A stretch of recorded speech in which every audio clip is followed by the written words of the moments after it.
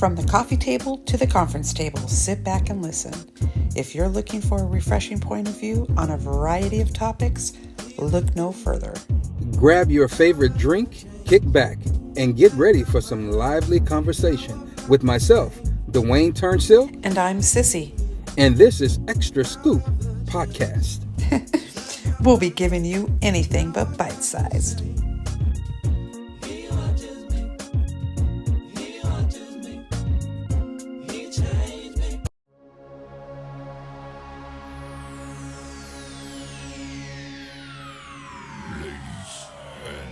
Gentlemen, may I have your attention, please?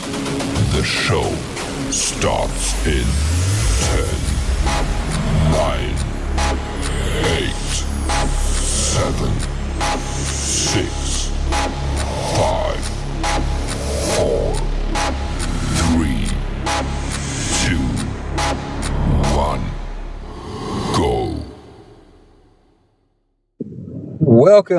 Welcome. Good evening, everybody. I want to welcome you to Extra Scoop Podcast, where we're anything but bite-sized. I want to welcome you in on this Wednesday. This has been a glorious day so far, and I want to thank everybody for tuning in today.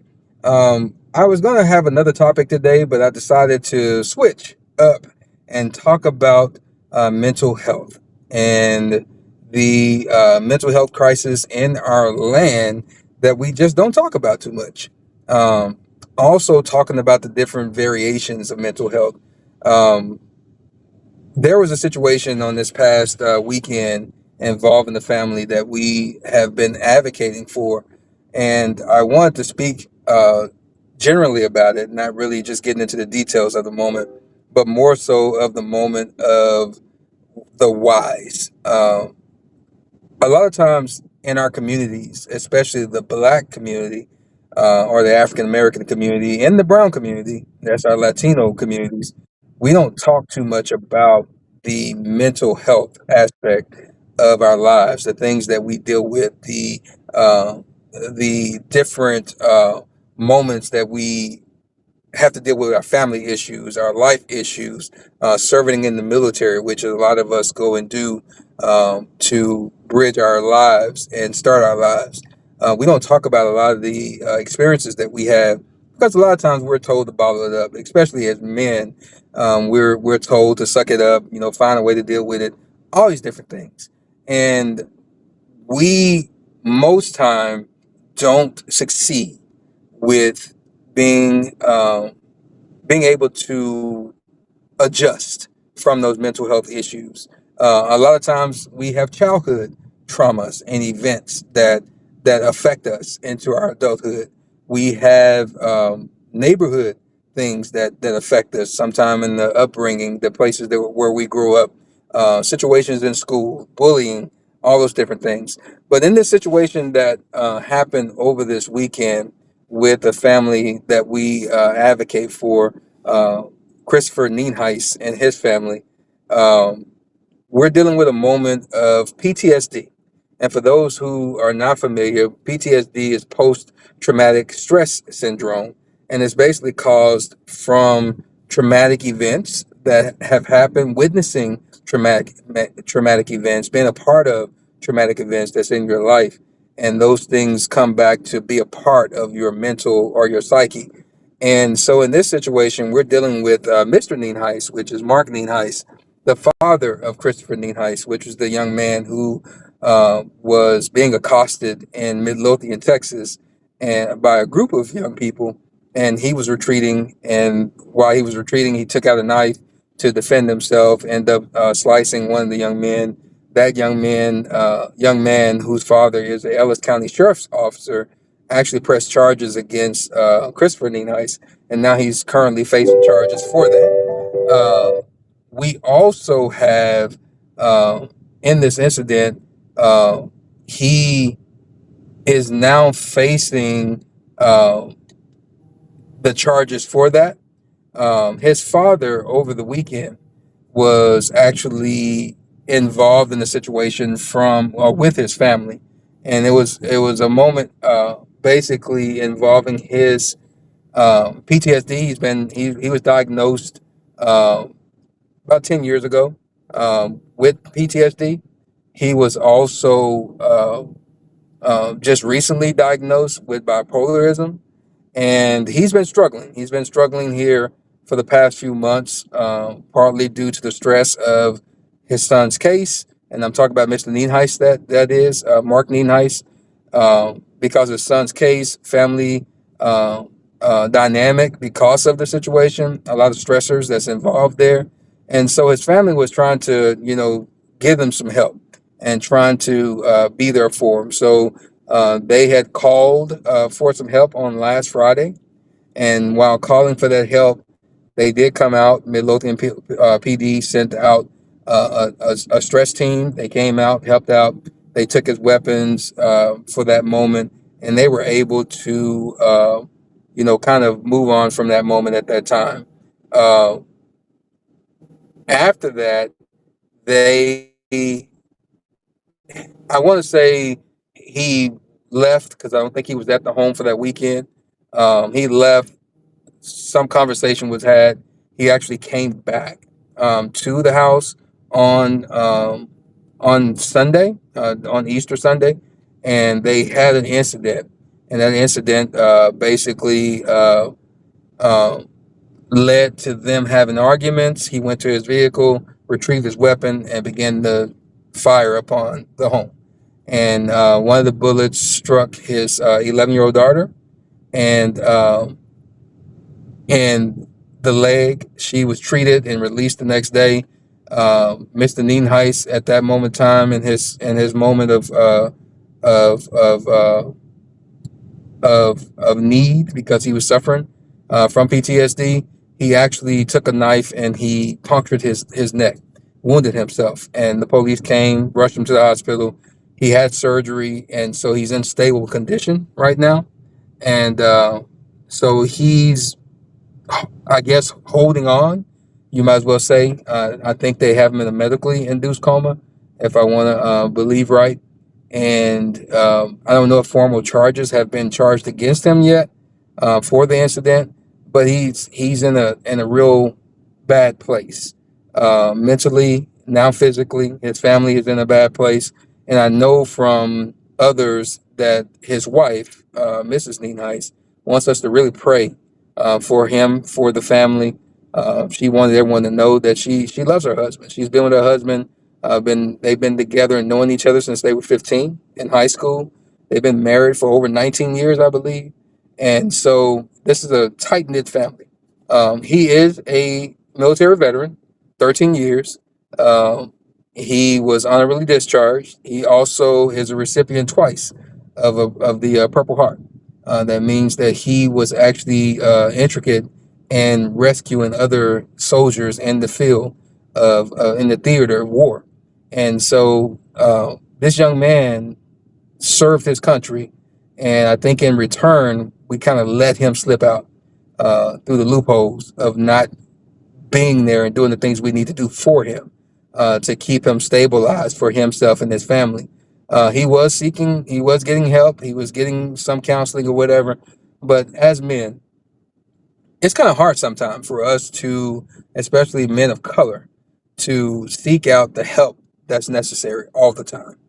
And sometimes the community at large does a disservice to us when we do find avenues. Um, they sometimes, as a community, can um, bring more stress and more problems to the situation instead of helping the situation. And so I wanted to talk a little bit about that today because it is a moment um, that's a tragedy by all um, points of this moment. But I want to speak to the almost the spiritual side of this moment. I know I remember on this past weekend, he was on my mind. I was going to reach out to him and check on him on Tuesday, actually.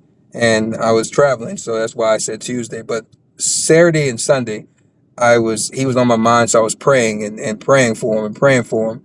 And once I heard about this on Monday morning, um, and I got details of it, I immediately went to the moment of this. His family had already been working on trying to get him some intervention. And that intervention looked like this. They were going to have the Midlothian Police Department to come out and do what they call a tactical well-being check. So basically, they were going to come, get him, remove him, and take him to get help. Um, that is kind of the thing that we have in society been doing here lately a lot. And what we found out over the past few decades as people of color, our worst enemy most times are the people that we say oppress us the most. And even though we know that these non-emergency numbers are supposed to be mental health specialists and all those different things, 'cause that's what they were created for, they're most time not. There are law enforcement officers dressed up in tactical gear that's coming to remove your loved one for you. And when they do that, they usually come and we get the stories that we have gotten over the past few decades of I only called you to help my son. I only called you to help my husband. I only called you to help my daughter or help my wife.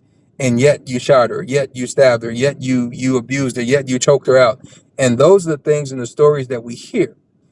And so I am almost glad that Sunday happened the way it did, not for the fact of the things that happened, but because Monday never happened.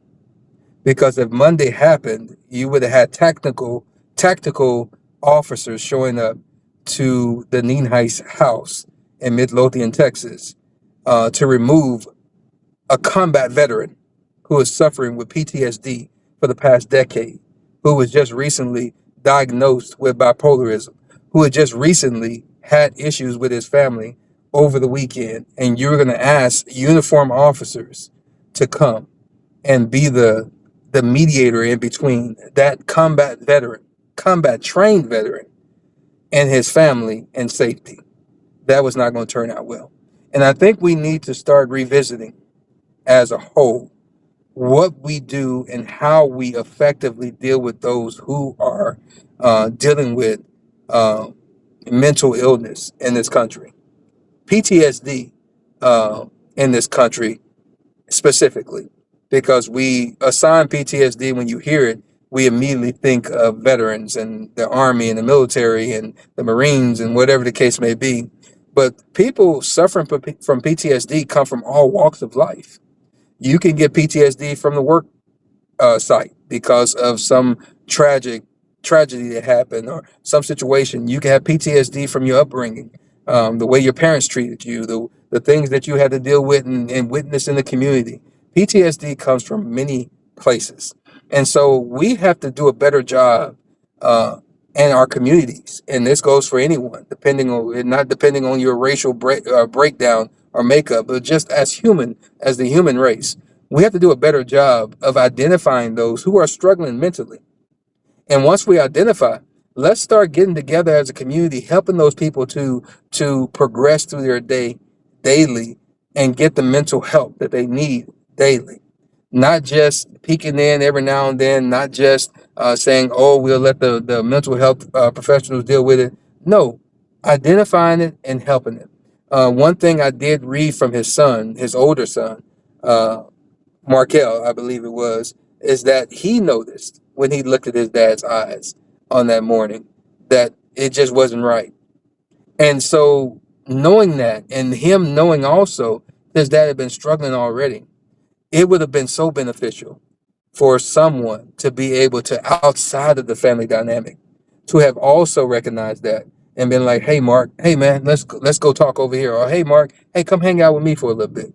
Just to give him a separation from the reality of all the things that was pressing down on him, all the things that he was remembering and having nightmares about from the theater of war, from the reality of his life, from his son fighting for his freedom, from his family having to comfort his son and dealing with all the things and all the people that are just like today on TikTok, villainizing his name, villainizing his family, villainizing things that they don't even understand or didn't even sign up to even try to understand.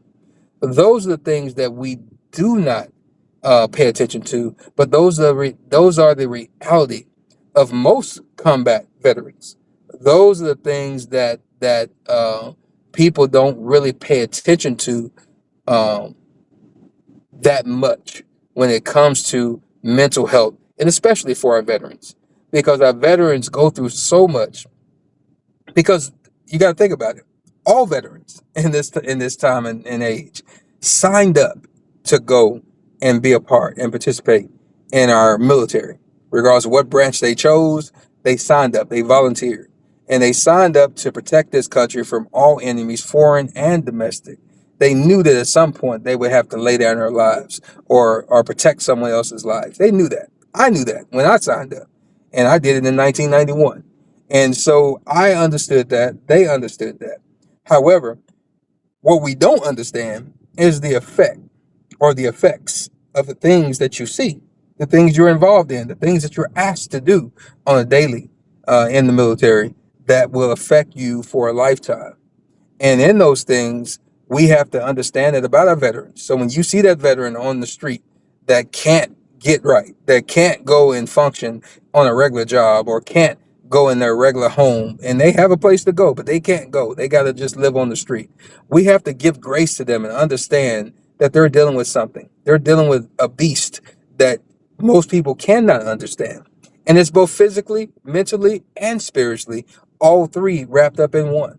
And so we have to be able to understand those things and not do what I saw today on TikTok. Many of those same people that villainize other people for other incidents, they villainize Carmelo Anthony, they villainize Tristan Weekly, and he was the victim in the situation. They victimized or villainized Christopher Nienhuis in his situation when the video surely showed that those people were aggressing him and he was retreating the whole time. They villainized it. And now they villainizing Mark Nienhuis and Christopher Nienhuis at the same time today because of the incident that happened on Sunday. Not having any empathy, not having any sympathy, not just having an inch or a moment of humanity. They chose to say it's stolen valor. They chose to say, look, the apple don't fall too far from the tree. They chose all those things. And that shows their character. That shows their integrity or lack thereof. It also shows what we've become as a society, that we don't care about any of the things that anybody else have going on until it happens to us. We don't care about those things. And being that man has shown his face on many social media platforms, he's been on my podcast twice, on this gracious network. We've talked to him twice. I know that our gracious host Angela has talked to him as well, and the family talked to he and his wife, and he's always been gracious, always been nice, always been kind. And so his mental illness, his mental health was always hidden in the background of the man that we saw. I met the man at his son's bail hearing. He made sure he came and shook my hand, looked me right in the eyes, and I saw the struggle through his eyes. I understood that as a fellow veteran. I understood the mental breakdown that he was having. And so since I understood that, I knew that I need to understand that and also reach out on that basis. And that's what I did. I did it continuously. And so for everyone else to not even think that this is a struggle for the Nienhuis family, for the Anthony family, for the Weekly family, for the Metcalf family, and for countless other families that are out there with missing loved ones, with loved ones that's been abused by the cops, and we have people that were strange fruited on trees and everything down in Mississippi. Those families are hurting. Those families are missing folks. Those families are still trying to get questions and questions answered. And we as a society have become so void of humanity that we don't even think to those things first. We go straight to villainizing someone. We go straight to our dogma and our own understanding of things, rather than even taking a beat of a second to think, wait a minute, let me think this thing through. Let me think maybe this thing is a little bit bigger than myself or bigger than other folks. And I think that is what we're missing. That is what we're missing in this entire moment of mental health, is the humanity of it all. And PTSD is something that is passe to a lot of people. They think of it, be like, well, hey, it is what it is. But PTSD is something that people have been triggered and dealing with since the Vietnam War and beyond. I think the Vietnam War is probably the first time they start actually realizing that these soldiers were coming back with all kind of issues and all kind of problems.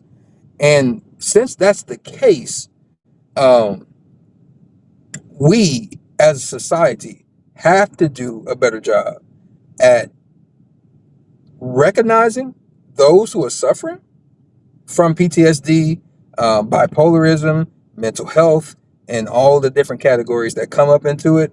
Um, and at those moments, not just shunning them away, not to deal with them, but we have to start first praying for them, um, finding solutions for them, finding outlets for them, finding ways to assist those families that are overburdened by the mental health of their loved one.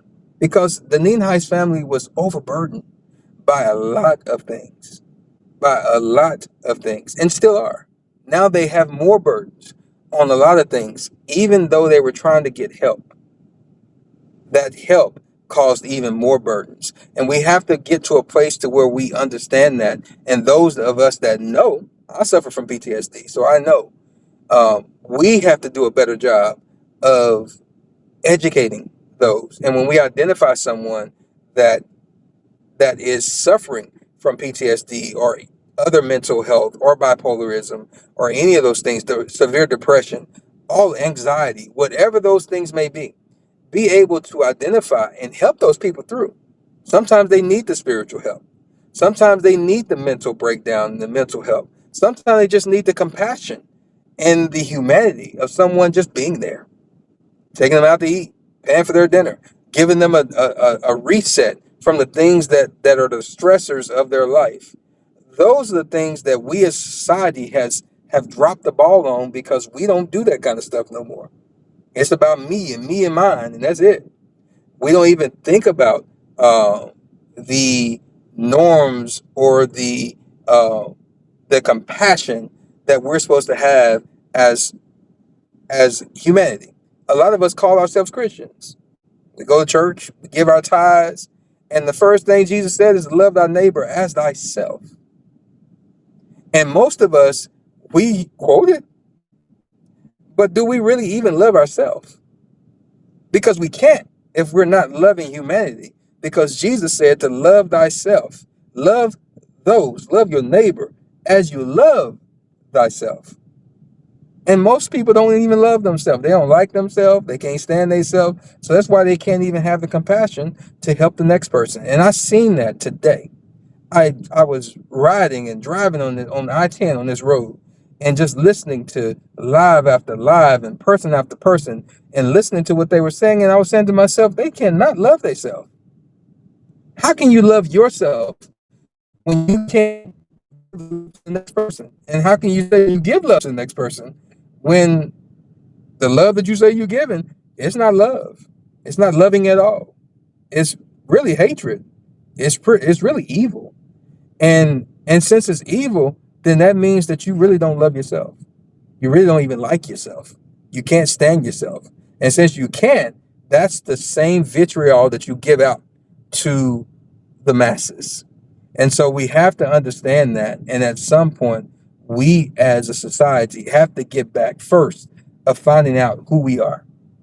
Take a self-checkout, a checklist of yourself, and see if you really do love yourself. And if you really do, now you can reset and you can see about loving someone else. Because sometimes that's all it takes.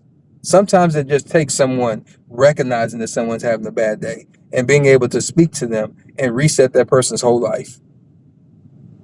but we can't because we're so in our dogma of in our corners and our religious beliefs and our doctrinal beliefs and what our mama told us and what we think we believe, and we forget that there's a human quality to each and every one of us, regardless of our background, and there's supposed to be a spiritual, loving nature in each one of us.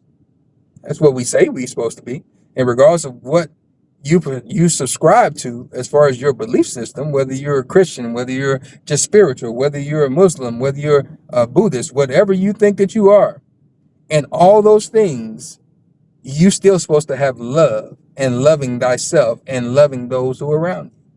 And so we have to subscribe to that. We have to get into a place to where we understand that. We have to get into a place to where we know exactly what it is we're supposed to do.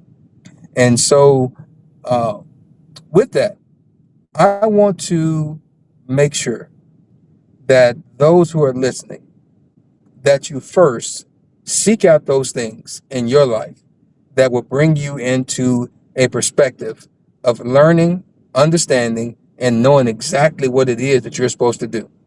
And in that, learning that there are other people out there that may just need your smile. There are other people out there that just may need your hello. There are other people out there that just may need a connection of you just giving them an affirmation that everything is going to be okay. Because everyone's day is not always going good. Everyone's day is not always at peace. And so aren't we supposed to be that light that shines in the darkness? Aren't we supposed to be that peace and know that peace that passeth all understanding? That's what the scriptures say.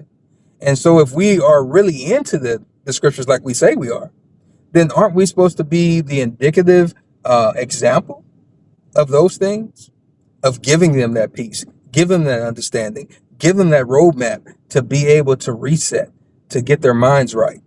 So let's concentrate on that. I want us to really concentrate on that, to give us that perspective of making sure we look out for the next person, to make sure that when we identify someone struggling, take out that time just to speak. Take out that time just to say hello. Take out that time just to ask, are you okay? And sometimes someone may surprise you and say, no, I'm not okay. And if they say they're not okay, see what you can do to give them the help that they need. Because that is what mental health awareness is. Just being aware that someone is not having a bad day, that someone may not be on their P's and Q's at that time, that someone may be having an episode from PTSD, that they may be having a bipolar episode. And we that are spiritual, we have to get on our P's and Q's of understanding. God gives us discernment for a reason. Use your discernment. And when you see that someone's struggling spiritually or struggling with all these different things, PTSD and bipolarism and mental health and all this different levels of struggle that they're in, use your spiritualness to reset them. Use your spirituality to reach them in a place where you may not even know how to do it, but God will lead you through the Spirit to be able to give them that tool that they need that day to be able to move forward. It's time for us to step up. This is kingdom work. It's past just being on this earth to make money and to smile and say this is that and that and this. At some point, we have to get back to kingdom work. At some point. And so this is as good as time as not for us to step up to the plate and start calling those things into existence as though they were, and speaking the spirituality into people's lives, even though they may not be spiritual themselves. Yeah, God gave you that kind of power. So you might as well go ahead and walk in it, because it's time out for all what I saw today, the evilness of people. It's time out for that. And the way we get away from that, stop participating. I'm going to stop looking at it. I'm going to stop listening to those people. And I'm going to start moving forward to where they need to be and where I need to be, and the things that I need to do in spirituality, in the walk of life. So those who need the light in the darkness, we can give it to. Those who are struggling mentally, we can give them that light. We can give them that smile that they need. We can give them that encouragement they need. We can give them that atmosphere they need through the Spirit. Let's start working on that. and start getting things where we need to be. And I just want everybody to be encouraged and know that, yes, times are hard. Yes, we have wars and rumors of wars. We have leadership that just can't get right. We have all those things. But one thing I do know is that we can set the atmosphere in every place that we are. And the only thing we have to do is just start speaking it, believing it, and doing it. And if we start walking in those things, then we can walk in the gifts that God has given us. And until we meet next time, I want you guys to know you can reach me at all my socials at DWAYNE Turn Sip. And I just want everyone to know you can be at peace. You can be at peace. God can give you the peace that passes all understanding. Yes, He can. You can make it through the things that you're struggling with. Just know He got you. All you have to do is just put yourself in the place to where He can get you and He can be there for you. Reach out to someone. If you're struggling mentally, reach out to someone. Talk to someone. And by all means, if you have to reach out to the authorities because someone is doing something that you just can't deal with, by all means do it. And in the words of Markel, I'll leave it on this. He said he was thankful that his father taught him how to be a man enough to where he was able to stand up and protect his family from his own father. Just let that sink in. That is the man we're talking about.